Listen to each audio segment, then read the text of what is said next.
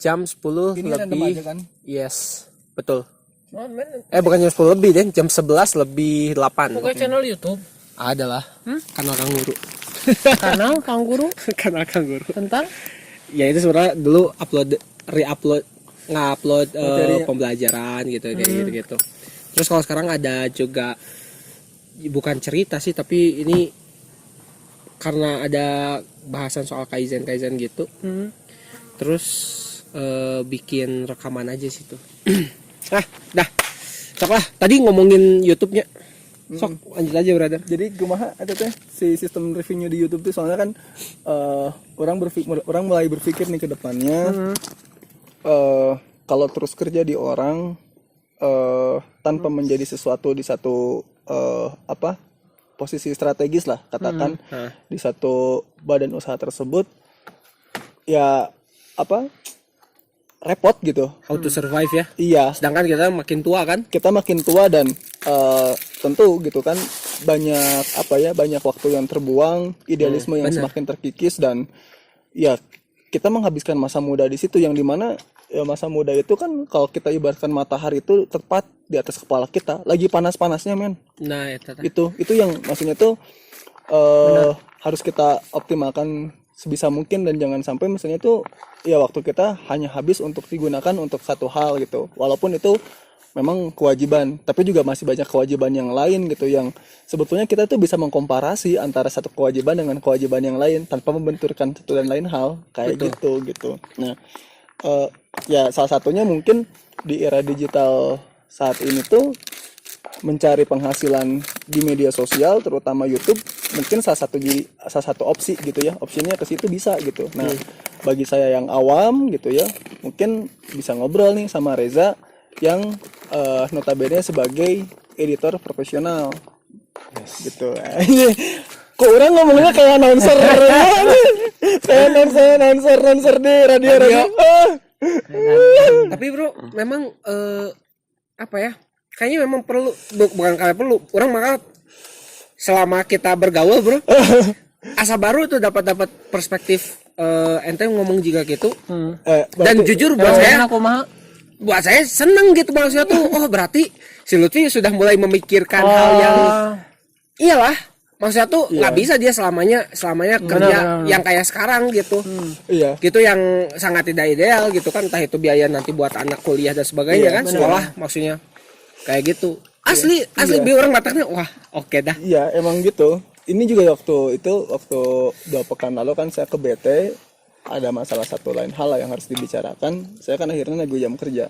Saya kan berapa kali ke Lukman sudah hampir tidak terhitung lah. Ngeluh man orang ngelilating gitu kan ya sampai Jam kerjanya memang ideal pisan lah itu. saya sampai sama Lukman belajar kelompok itu dengan sisa waktu yang tersisa gitunya. Bari nunutan tapi mun teu dipaksakeun orang teu diajar. Sedangkan kita punya kewajiban juga untuk belajar gitu ya. Benar men. Nah, saya sama Lukman waktu itu bikin program merancang bincang. Jadi kita tadarus buku yang kita sama-sama baca. Misalnya saya sama Lukman punya tafsir. Nah, saya jeung Lukman baca aja 5 lembar ewang, misalnya itu 5 halaman ewang. Nah, nanti misalnya udah 5 lembar, 20 halaman tuh kita review, kita diskusikan. Yang tadi kita baca itu mengenai apa sih? Terus kita relate-kan, bisa jadi dengan pengalaman hidup yang baru saja terjadi misalnya ya, satu sama lain, atau contoh kasus di lapangan yang sedang terjadi. Nah kayak gitu, belajar saya jeung Lukman dulu tuh kayak gitu. Nah karena waktu itu tuh jam kerja yang bisa dibilangnya ti hudang sarena pereka sare deui urang nyekel HP jika dicangcang gitu ya. Makanya kan saya berpikir sampai kapan saya terjebak dalam rutinitas yang tidak ideal seperti ini, dan nggak mungkin selamanya. Benar. Saya berpikir gini, Bandung yang hampir 90% sudah saya jajahi gitu ya, lalu Jawa 1 pulau Jawa 70% saya pernah itari, masih terlalu kecil gitu bagi jiwa saya yang terlalu luas mungkin. Karena dalam surat Al-Furqan kalau nggak salah, Allah tuh kan menghamparkan bumi ini lalu diciptakan bangsa-bangsa untuk saling mengenal satu sama lain gitu ya. di situ saya Al-Hujurat. apa Al-Hujurat. Al-Hujurat ya. Nah, di situ tuh saya berpikir alangkah sayang sekali misalnya dalam hidup yang cuman sekali saya tidak pernah menginjakan kaki di belahan bumi yang lainnya. Tidak orang meninggalkan jejak lah. Minimnya saya sangat terinspirasi dengan saat bin Abi Waqqas ketika dia berdakwah sampai ke negeri Cina itunya. Sampai sekarang masjidnya teh aya keneh gitu kan. Itu tempat terakhir orang di dia. Terus Abu Ayyub Al-Ansari dia sampai di benteng terakhir Konstantinopel. Luar biasa gitu. Terus ada lagi yang orang itu disinyalir sebagai traveler muslim pertama 150 tahun sebelum Ibnu Battuta. Dia perjalanannya itu dari Berber, dari Afrika Utara ke Mekah. Tujuan lama naik haji. Tapi dia sendirian. Dan waktu itu kejadian itu sedang terjadi perang salib. Jadi dia tuh benar-benar merasakan bagaimana atmosfer perang salib. Berapa tahun? 2 tahun kalau nggak salah perjalanan dari Afrika Utara sampai ke Mekahnya itu 2 tahun. Jalur nate aya si peta-petanya tuh.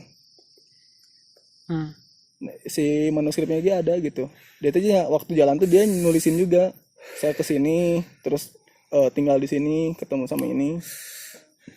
Kalau buku Rihlah Ibnu Battuta mah saya kan baca review-reviewnya itu kayak ulasan-ulasannya lah secara sinopsisnya. Jadi apa yang dirasakan sama Ibnu Battuta ketika Rihlah sendiri itu nih, terus saya membandingkan dengan pengalaman hidup sendiri yang sarua. Jadi ketika di satu tempat yang asing, orang teu ngarti bahasa naon gitunya, orang merasa kesepian, gak ada hiburan, itu kerasa pisan. Orang ngerasa kayak gitu. Cuman sebatang rokok jeung segelas kopi nu ngabaturan teh. Sepi hirupnya. Pahit aja. Komo misalnya mun sinyal leungit nya sinyal leungit.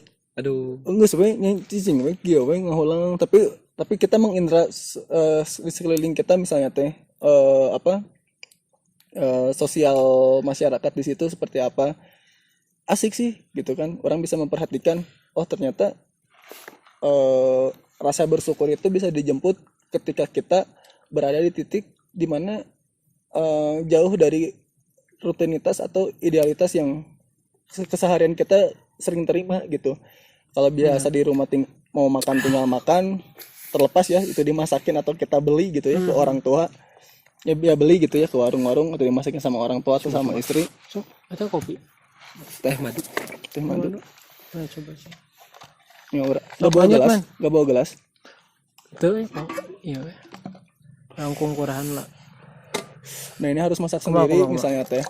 Masak sendiri atau ya beli gitu di warung nasi, makan di pinggir jalan atau di taman.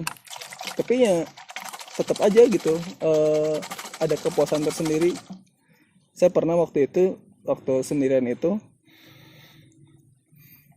makan sapoe man orang gehu hiji sih aman. Makanya saya teh travel jalan yang antum teh plus minusnya gini nya. Plusnya saya masih bisa ke handle masalah dahar masalah ngarokok gitu nya. Terus saya batur ngobrol. Minusnya orang teh khawatir antum. Oke. Aya. Sok we kaon. Minusnya tuh saya teh khawatir antum capek. Sin ngerepotkan. Orang ngerasa gitu. Tapi kan saya nggak tahu hati kecil antum ngerasa gimana gitu. Orang tak apalnya. Karena sedalam-dalamnya palung itu bisa diselami. Asik. Setinggi-tingginya gunung itu bisa didaki. Tapi hati manusia itu paling itu bisa diterka gitu kan ya. Kita nggak tahu.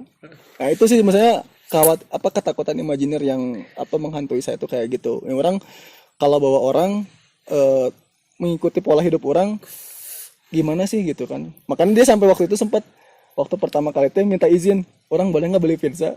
Lain kahiji kedua. Kahiji. Kedua bro. Kedua. Itu kan waktu ini. Waktu kesatu maksudnya? Maksudnya? Jadi kan jeung urang mah hirupna nya sederhana gitu nya. Dahar saayana dahar mie hungkul. Makan mie itu kan karena dia biar pencernaannya lama. Jadi kan kenyang terus kan. Kenyang terus. Tuh. Maksudnya tadi pizza itu apa? Pizza. Oh, pizza. Pas erek nyebrang kaya kecing teh ngeunah jika naon pizza asa hayang gitu. Tapi memang kayak pizza. Nya meuli lah di kota. Meuli di Kudus nya. Di Kudus ya. Jadi sebelum kita nyebrang ke Pulau Panjang itu, Ah. dia ngobrol waktu masih di kota teh. Karena memang sepanjang perjalanannya benar-benar hemat gitu. Ya kita ngehemat pisan. Hemat pisan. Kita ngehemat pisan.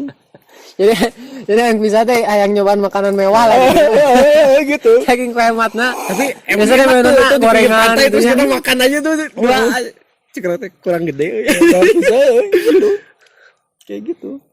Ya itu sih sebenarnya non sih Asik bro. asik gitu. Ini luar biasa sih men. Karena ya saya belum lama lah kenal dengan antumnya. Cuman pas ketika di maktab gue sering bertukar cerita, berbagi pengalaman. Saya melihat antum punya potensi men. Dari ya memang dari semua orang punya potensi kan. Cuman maksud saya tuh dari sisi saya sebagai konten kreator. Nah, dari sisi itu yang melihat otomatis saya pekerjaannya melihat dinamika industri kreatif kan, yang saat ini di industri 4.0 ini kan era digital lah sifatnya gitu. Yang segala hal perlu untuk digitalisasi ketika memang mereka ingin bertahan, tidak ingin ketinggalan zaman lah. Nah khusus nanya potensi yang saya lihat dari antum tuh, nah dari sisi antum punya jiwa petualang, ya, antum punya jiwa kebebasan lah, gitu, yang ingin bebas, terus value lainnya lagi nya dari sisi passion antum kan tertarik dengan hal-hal yang berbau dengan sejarah gitu, ya.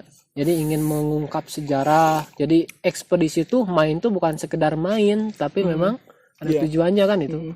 Nah, lamun nuku saya lihat orang-orang kreator yang bermain di konteks itu masih jarang gitu. Kebanyakan mereka hanya kemudian mengeksplor menceritakan pengalaman berkenaan dengan mereka hunting, ya, mereka traveling, kegiatan outdoor, menceritakan tentang keindahan alam, itu hanya sampai sebatas itu kan. Nah, tapi untuk sampai ke level yang saya pikir jarang orang bermain itu mentadaburi alam, ya. Mentadaburi alam ya, sampai ya kan komunitas kita otomatis ya seperti yang saya kan ngobrolnya itu pasti jalan oge. Justru dengan mendaki gunung dengan teman-teman ini bisa dijadikan sebagai usul kontak dan sebagainya kan. Nah, itu luar biasa nate gitu. Jadi kan ngajak kontakan-kontakan kita tuh tidak dengan kajian-kajian sifatnya konvensional kan. Yang mungkin bisa jadi untuk sebagian kalangan remaja boring lah. Lamun di masjidnya, lamun di rumah otomatis komo lamun enak hanya bermodalkan online, tidak tatap muka dan sebagainya. Tapi lamun kegiatan outdoor juga kio alam yang saya dapatkan pelajaran meskipun di pengalaman orang lainnya, di konten orang ketika hidup di gunung itu, bukan hidup di gunung sih, tapi lebih ke suasana alam itu di gunung itu banyak hikmah yang bisa didapatkan karena akan berbeda situasi kondisinya dengan pertemanan ketika kita ada di bawah kan gitu. Betul. Ya. Nah, meskipun ya saya minim pengalaman, tapi kita belajar dari pelajaran pengalaman orang lain tadi, berarti ya sudah bisa merasakan sensasinya bahwa ya pasti akan senikmat dan ketika di gunung tuh rasa solidaritas itu pasti lebih tinggi kan, bener deh. Ibaratnya enak orang ibaratnya kan namun di handap mah ada makanan loba dan sebagainya, jadi ibaratnya ewang-ewang we, tapi yang di gunung orang erek bisa gitu gitu erek meuli makanan kemana gitu kan, otomatis daek orang lebih tinggi lah rasa solidaritas. Nah dari sisi itu sih kurang dapatkan pelajaran itu teh. Nah ku saya tinggali sih dengan potensi antum tuh, menurut saya antum sebenarnya bisa untuk mengekspor lebih dalam, ya. Itu kan hobi antum ya sebenarnya. Passion dan hobi antum di sana yang sebetulnya sayang untuk dinikmati hanya sendiri gitu. Betul sih. Nah, tinggal kumaha caranya ya mengemasnya supaya ya hobi itu bisa di-share kepada orang lain gitu. Karena kenapa? Karena sebetulnya di sana bukan hanya bisa dinikmati oleh sendiri ya, tapi juga banyak pelajaran yang sebenarnya bisa diambil lah pengalaman orang-orang lain gitu. Karena buktinya saya bisa merasakan sensasi meskipun saya belum pernah mengalami ya kehidupan di gunung pertama minggu seperti apa kan dari siapa? Dari konten orang, benar tidak? Iya. Ya gitulah. Nah tapi kan di sana masih banyak kekurangan karena yang mereka suguhkan apa? Hanya sebatas lifestyle ya. Lifestyle, kemudian nongkrong, bercerita hanya ketawa ketiwi yang sebetulnya minim manfaat lah. Sebetulnya perspektifnya tuh pop banget gitu. Minim manfaat lah. Iya. Tapi yang sebetulnya value yang bisa kita tonjolkan kepada umat itu, khususnya generasi milenial adalah ya tadi, ya kita bisa sangkut pautkan ini dengan Islam. Yang menghadirkan perspektif yang baru sih kan sebetulnya yang berbeda gitu yang kan. berbeda. Betul, sampai tadabur alam itu. Ditambah dengan teman-teman itu kan ya antum oge gitu, Lukman yang Lutfi kan sebetulnya punya kecenderungan keterkait pada sejarah, mengungkap gitu kan. Nah, apalagi dengan kita ekspedisinya ke tempat-tempat bersejarah gitu kan. Itu kan masih belum ada tuh. Meskipun mungkin ada tapi kan saya pikir belum dikemas dengan konten yang seapik mungkin gitu. Ya. Kan biasanya mun saya neangan footage ya, gambar-gambar di makam-makam tertentu. Iya. Saayana bener tuh. Iya. Si video nate wah saayana. Namanya seapik. Iya, Seapik dibikin ya. profesional kan. Nah, itu yang saya itu pasar luar biasa. Nah, karena kan menurut saya sih kan ideal akan asik itu adalah ketika pekerjaan yang asik itu adalah hobi yang dibayarnya. Betul. Tapi lebih asik adalah hobi yang menghasilkan gitu. Karena kan kalau dibayar otomatis kita istilahnya di alasan ke orang lah. Karena itu sifatnya kerja di orang kan. Ya. Betul. Tapi hobi yang menghasilkan itu ya itu usaha kita, bisnis kita gitu. Jadi itu revenue kita dan otomatis kan potensinya jauh lebih besar dibandingkan dengan kita kerja di orang gitu. Iya, betul. Nah, nuku saya dilihat gitu. Antum tuh sebetulnya posisinya belum ideal. Kenapa? Karena istilahnya hobinya itu ada di apa namanya? Di huruf A misalkan ya. Tapi sekarang ma'isyahnya itu di huruf Z gitu. Jadi jauh pisan nih. Jauh pisan. Jadi antara A ke Z sangat jauh gitu. Orang dia mah cuma buat ngehidupi sehari-hari doang. Nah, tapi kan tadi kalau unek-uneknya bener ya. Iya. Yang sebenarnya dia sudah punya pikiran yang lebih visioner gitu bahwa tidak bisa selamanya di sana. Karena nggak ada kesadaran kan. Tapi bro, asli bro, ketika ente merasa tidak puas dengan hal itu tuh, itu tuh buat saya tuh ya, wih alhamdulillah, gitu. Ya kan kita bukan bicara soal hidup yang merasa konaah gitunya, konaah lil kolil bukan gitu. Itu tuh. Iya. Dan sebetulnya kan saya pernah share ke antum nggak sih, man?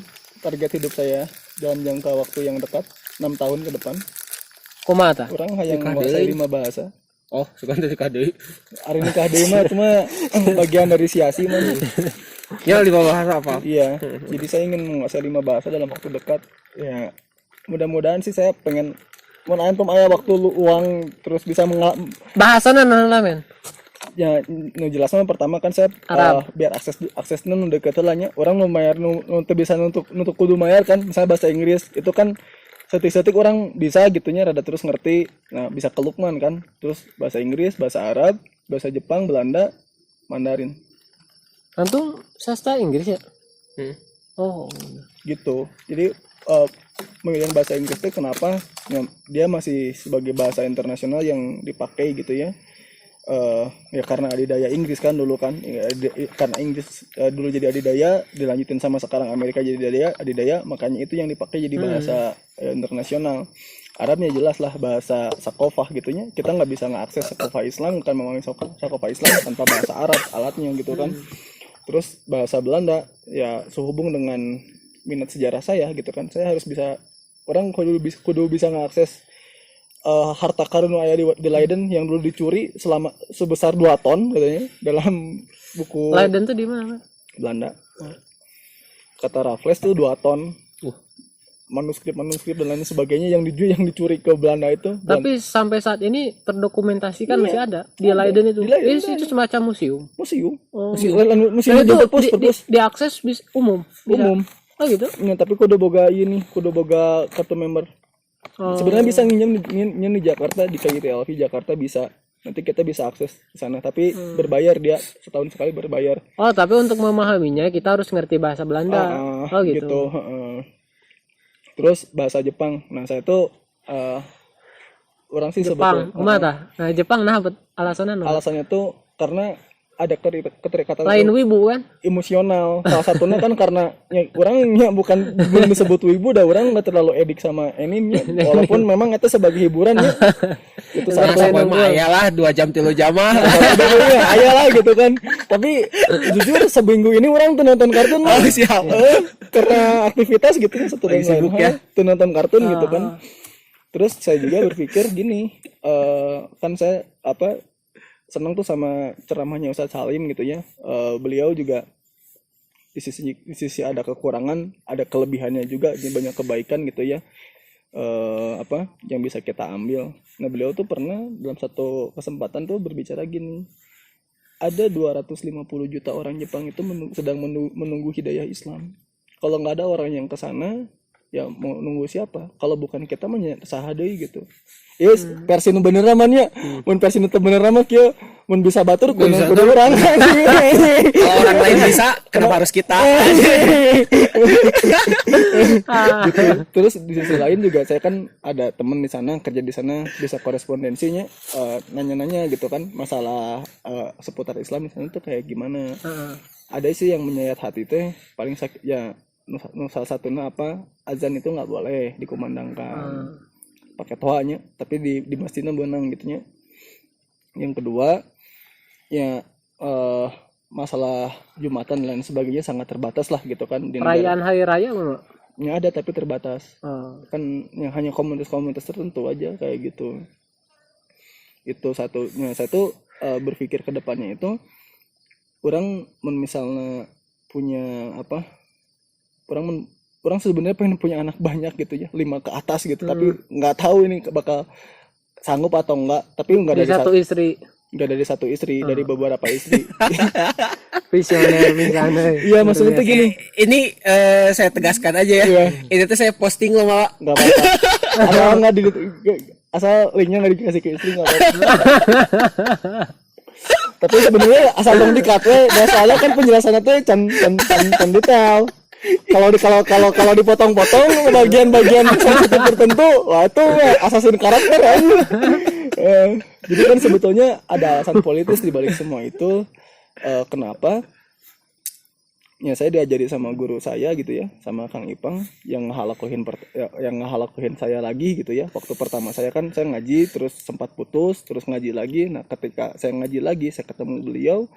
Bagi saya beliau sosok yang luar biasa gitu ya untuk dijadikan sebagai seorang guru dan motivator gitu ya. Beliau pernah berbagi mimpi sama saya dan cita-cita gitu.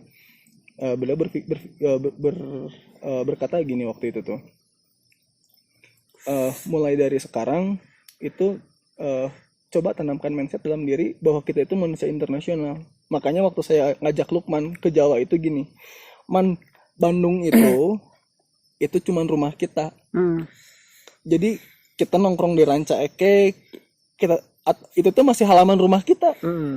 Masih belum bukan siapa-siapa. Ini kan kebun belakang rumah. Ini kebun belakang rumah.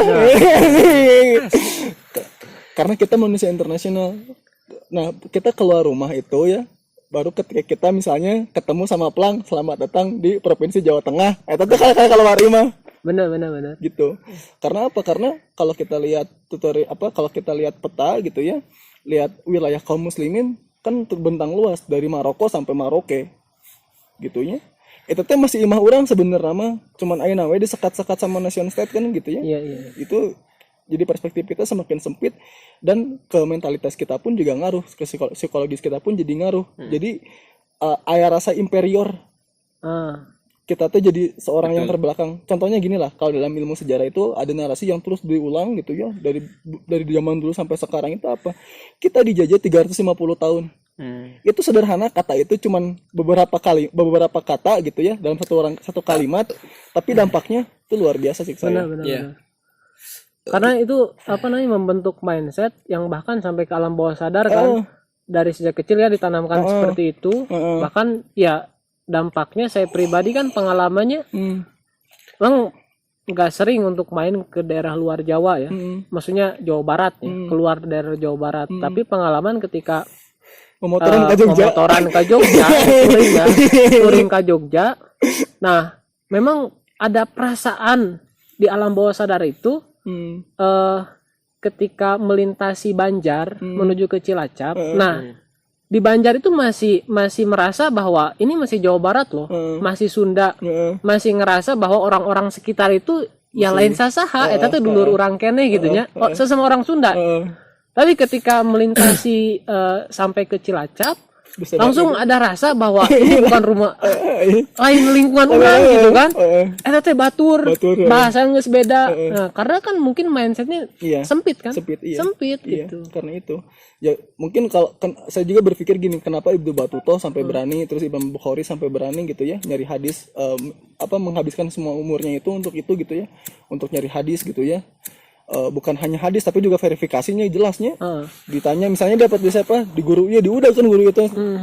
Dia sampai hidup sama sampai hidup beberapa lama gitu nya, ningali akhlaknya kayak gimana, kalau misalnya orang soleh dan lain sebagainya, masuk verifikasi. Kalau misalnya dia ngeludah di mana aja langsung auto dicoret kan, itu jadi kan. Nah kan kayak gitu. Nah kenapa bisa kayak gitu? Karena ada sistemnya mendukung gitu kan, negara nggak support kan. Saya tuh pernah lihat atau pernah baca atau pernah dengar ya, pernah baca. Ada rumah-rumah itu pernah baca, yang menyediakan air di luar rumah itu tuh untuk minum orang-orang yang melintasi, ya orang-orang musafir. Jadi disediakan cai di gentong-gentong gitu di luar rumah nanti. Itu tuh khusus untuk orang-orang musafir. Jadi buat wudu, buat minum di situ. Keren ya. Tapi kan kalau sekarang enggak. Iya. Terus dari misalnya pendekatannya bahasa gitu ya, antum kan kenapa kita jadi sempit itu, mindset kita jadi sempit itu, kita kan akhirnya terjebak sama ikatan qabiliyah ya, kesukuan gitunya. Orang kan gara-gara satu etnis Sunda punya bahasa ibu gitunya, Sunda. Bahasa ibu benar. Jadi ketika ke Jawa itu seolah-olah lain daima dari familiar di telinga orang gitu kan, bahasa ibu seolah-olah ini teh tanah asing aja gitu kan, kayak gitu. Ya, makanya saya ke Lukman tuh sharing, Bandung mah ini mah terlalu sempit, ini mah rumah gitu kan. Luar rumah kita mah kalau udah sampai keluar perbatasan provinsi, kita teh juga supir busnya bro, supir bus malam gini kan, lintas provinsi ulin guys. Tapi sesederhana itunya bro nya. Saya tuh dulu tuh gini, berpikir orang teh hayang keluar di Bandung. Asli, orang teh hayang pisang keluar di Bandung. Dalam artian gak pengen tinggal di Bandung. Di mana kek gitu. Pokoknya jangan Bandung lah. Saya jenuh gitu ningali Bandung begini dan begitu gitu. Tapi ternyata padahal kan kalau orang lihat dapat pilihan beberapa kota besar misalnya, Bandung. Pengen tinggal di mana? Saya mah yakin Bandung mungkin 80% ke atas gitu, 80%. Top 5 top 5 lah. Top 5. Ya kan? Enak gini atuh di Bandung maksudnya tuh. Tapi maksudnya tuh sesederhana tadi yang dibilang sama Lutfi. Itu tuh yang bikin gini, Bro. Bandung teh imah orang dan imah orang teh terbatas di imah orang gitu. Tapi bahkan sampai ke sini gitu, sampai ke gunung. Pokoknya semua Bandung itu rumah. Dan saya teh sekarang teh nganggap kayak gitu. Jadi mau di mana-mana aja tidur juga masalah imah orang gitu. Misalkan gitu. Ketika entah itu di Dago kah, di mana kah, itu mah saya serasa itu halaman. Dan kita teh tidak berkeberatan maksudnya itu tidak berkeberatan dengan properti yang kita punya gitu. Iya, betul. Iya nggak sih? Betul. Iya. Malah orang ketika ketika nomaden gitu ya, nomad caveman mode jadi manusia gua caveman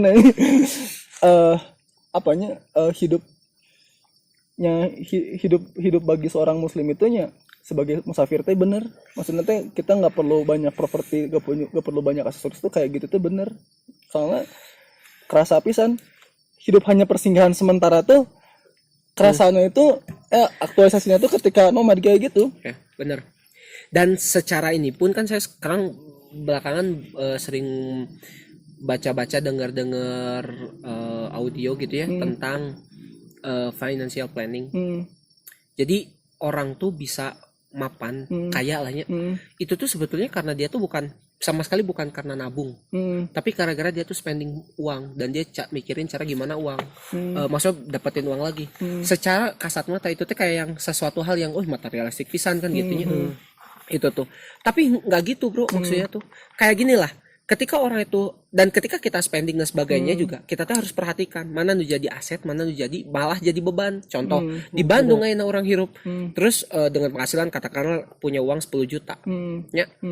Kecenderungan orang yang udah punya uang 10 juta misalnya entah itu pegawai bank atau apa, kira-kira apa ya kalau Lutfi atau Reza punya uang 10 juta, kira-kira apa yang akan anda beli? Saya beli Imah motor Lain. seperti non kamera. tergantung sih budgetnya, lamun 10 juta kan tidak Yang- memungkinkan beli tanah kan. Bukan 10 juta tapi penghasilan. Oh, 10 juta, 10 Hmm. sampai 15 juta. Kira-kira punya planning kayak gimana? Bakal beli apa? Nah, kalau yang pertama ya, kalau yang pertama yang saya pribadi karena memang Gini. hobi sekarang itu yang alhamdulillah hobi yang bisa menghasilkan tadi. Nah, itu kan di bidang editor ya, artinya di bidang konten kreator, lebih khusus kan tadi lebih ke edit video. Edit video itu Berarti iya edit video itu membutuhkan gear, membutuhkan gear yang sebetulnya gear itu setupnya kalau dibilang budgetingnya mahal lah.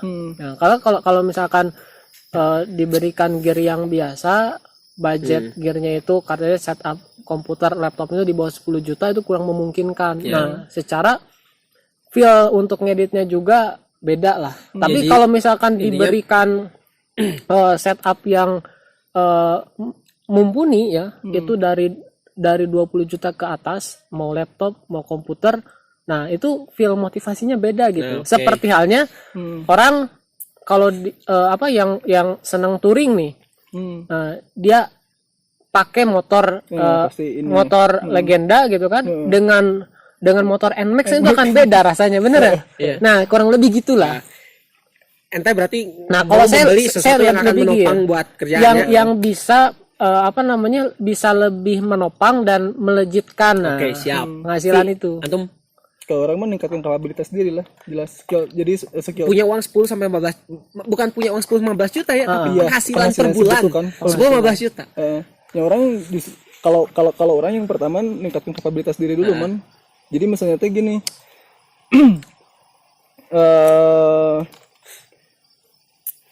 Si pertama orang meningkatkan kapabilitas diri, memperbanyak tools kehidupannya gitunya, ilmu alat lah intinya kayak gitu.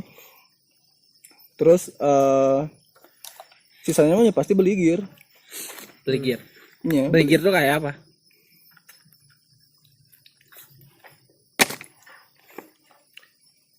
kamera juga nih sih. Enggak, tenda. maksud saya tuh gini sebetulnya.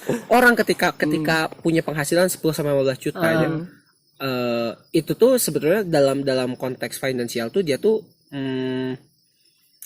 rada-rada rawan. Dia malah bukan tenang, tapi rawan. Lebih besar dari itu bisa jadi bahaya. Benar-benar. Coba dibandingkan dengan penghasilan kurang dari itu, kenapa coba? Oh, iya, Karena gaya orang hidupnya. tuh gaya hidupnya naik, gaya hidup. Entah itu misalkan Iya. soknya kalau punya 10-15 juta pasti kepikiran buat beli mobil, Iya sih. nyicil mobil dan sebagainya. Mungkin karena di sini konteksnya kita ngerti bahwa apa namanya tuh apa sih beli nyicil mobil tuh apa Ya riba ya. leasing. Nah, leasing tuh kan ini ya. Tapi katakanlah kalau kita mikir-mikir 3 juta buat cicilan mobil. Ya nggak sih? Apalagi kalau kayak Lutfi tuh udah ada rumah. Kayaknya 3 juta buat cicilan mobil per bulan bisa. Iya nggak sih? Kalau penghasilan 10 juta 10 juta atau 15 juta. bisa. Ya kan pasti mikir Pasti gitu orang kan. pikir di sana. Tapi coba pikirkan bahwa itu tuh bisa jadi bukan hal yang jadi aset. Kalau temen sih tadi gua berpikir kalau dia udah ngomongin aset tuh, maksudnya kayak meningkatkan kapabilitas diri untuk sekolah lagi, untuk beli kamera dan sebagainya. Iyalah. Jadi ada perbedaan antara aset sama liabilitas. Dengan Aset beban. itu adalah sebuah hal apapun yang kita beli terus kemudian itu tuh Digunakan. ngasilin. Tapi kalau liabilitas, bendanya bisa jadi sama kamera, tapi buat saya kamera bisa jadi liabilitas gitu. Dan buat apa gitu? Oh iya, buat misalnya cuma buat jepit-jepit sendiri aja Nah, gitu. itu. Buat Reza jelas. Atau misalnya yang pajaknya gede, contoh mobil. Ya kan? Mobil tuh kan pajaknya terus-terusan kan kendaraan. Sekarang kayak di Bandung, butuh mobil nggak sih kita? Iya. Kerjaan kita di Bandung misalkan. Iya, nggak usah kan? Enggak kan? Iya. Nah, kayak gitu-gitu itu tuh. juga loh man yang kemarin tuh orang ngobrol sama temen yang di Jepang. Hah? Jadi waktu dia mau kemana gitu, coba video call dong curan teh. Orang pengen tahu lihat di sana. Eta asli man juga di film Performance tuh zaman malam pengen. Jika film non? Performance. Fast and Furious. Nunya lebrang dengan loba. Oh. Iya, gimana? Tokyo ada nyebrang tuh broom gitu. Jadi benar-benar kelihatan kotanya kredit gitu. Iya. Jadi kan coba kamera depan. Orang pengen lihat di sana kayak gimana. Ini lagi banyak orang mau nyebrang. Coba deh orang. Kayak gitu. Tapi masih kredit disiplin ya. Disiplin. Oh, coba shoot ke arah teh ke arah jalan raya, orang pengen lihat traffic kendaraan kayak gimana. Kebanyakan pakai sepeda, pakai motor tuh orang nggak lihat orang yang pakai motor. Sepeda pun cuman beberapa lah, 1-2 lah gitu. Jarang banget. Nah, orang nanya waktu teman orang naik kereta itu penuh. Naik kereta terus dia naik bis itu penuh. Ya banyak di sana kebiasaannya mungkin pakai umum. Pakai umum. Nah, orang nanya kan, alasan orang sana itu menggunakan transportasi umum itu kenapa? Gitu. Nah, iya menarik ya. Nah, kata dia itu karena memang di sini tuh budayanya kayak gitu. Ya pasti kan ada alasannya kenapa. Selain karena budaya faktornya ya. Sebenarnya. Ya jadi orang di sini tuh berpikir tingkat kecelakaan dengan menggunakan kendaraan pribadi itu lebih besar daripada pakai kendaraan transportasi umum, katanya gitu. Terus dari ketepatan waktu juga kalau pakai transportasi umum itu nya maksudnya tepat. Jika antum mendingankan ini tadi di rumah ke Bandung ya misalnya di mana di Rancake ke arah Condong kan Lebih efisien naik kereta. lebih efisien kayak gitu. Terus nu terakhirnya ya pajak mahal. Nah itu. Di Jepang memang lebih mahal. Dan itu teh beban. Oh jadi men nyari tempat parkir susah, terus mahal. Iya. Dan itu kayak gitu. Memang pengaturan kalau memang kita mau go ke transportasi umum, hal-hal kayak gitu tuh perlu di ini. Iya. Dan memang jadi justru gini, semakin besar kita punya penghasilan, semakin banyak aset-aset yang liabilitas yang kita punya, benda-benda yang kita punya, entah itu mobil, motor, terus kemudian rumah semakin megah gitu ya. Itu tuh semakin besar uang yang kita kasih ke negara. Iya. Bener. Pajak dan Itu lain-lain. kayak gitu. Iya betul. Nah itu tuh yang orang teh kadang-kadang nggak sadar tuh. Gitu. Jadi kita sebenarnya secara tidak langsung masih menopang kapitalisme untuk Iya, tetap betul. berdiri. Nah konteksnya adalah, makanya konteksnya gini sebetulnya ya, kalaupun kita punya uang, punya penghasilan yang besar, kan lamun kita sebagai muslim akhirnya kita tuh selalu mawas dirinya bagaimana kita tuh bagaimana tidak kita tuh akan selalu bersikap qanaah gitu bro.